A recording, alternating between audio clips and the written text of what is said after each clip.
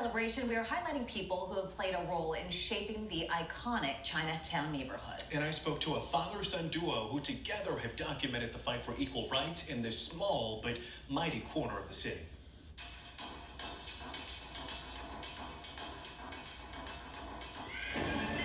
No, because we never celebrated Chinese New Year in our family. No, because nobody knew how to cook all those Chinese dishes. Harry Chuck and his son Josh Chuck may not have celebrated Chinese New Year in their home with the elaborate dishes the holiday is known for, but the two do know the importance of preserving Chinatown's culture and history. So much of it stowed away in boxes for decades. When we first set up the projector and we were watching the footage, I could tell it was my neighborhood. A lot of the landmarks, the buildings were the same, but all the things that were happening with the people, I was like, what is going on? This is crazy. The footage was shot by Harry nearly 6 decades ago on film scraps a friend gave him and a camera he learned how to use in grad school for a thesis project he never completed. Because all this is going by so quickly and will soon be forgotten if we didn't somehow pass those stories along.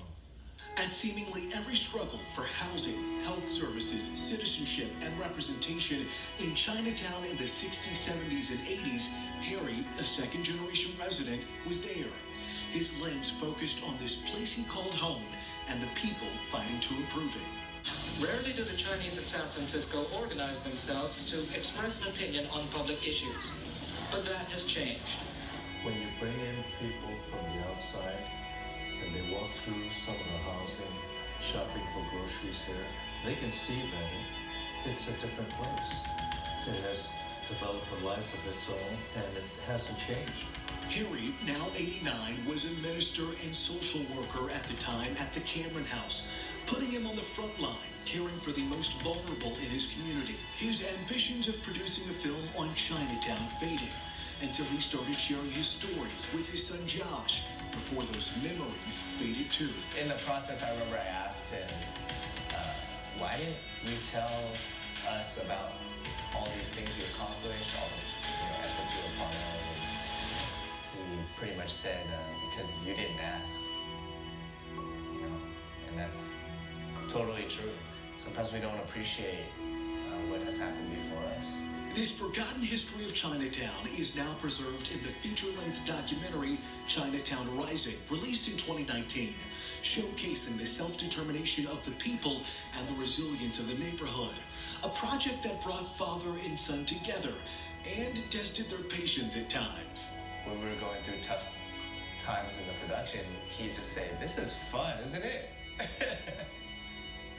I'm like, I guess. I'm glad we didn't give up.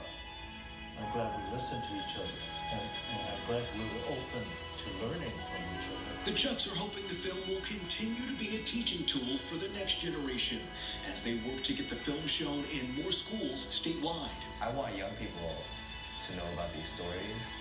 I want them to know that Asian Americans have made huge contributions to the city and to the country.